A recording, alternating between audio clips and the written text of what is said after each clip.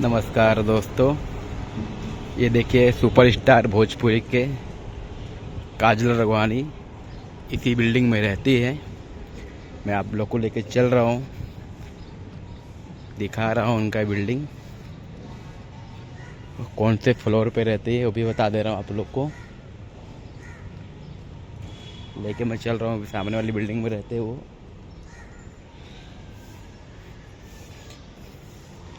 लेके चल रहा हूँ, ये देखिए इस सामने वाली बिल्डिंग में रहते हैं भोजपुरी सुपरस्टार काजल राघवानी। इस सामने वाली बिल्डिंग में रहती हैं। मैं लेके चल रहा हूँ, आप लोग को दिखाता हूँ।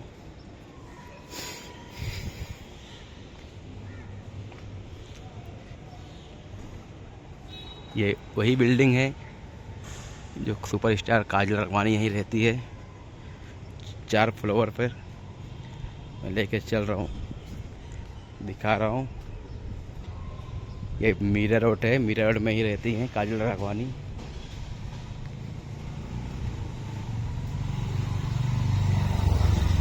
ये देखिए ये ब्लू बुल यही बिल्डिंग है।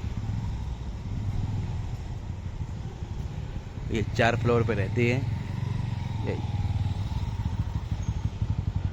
Blue bell 3 number.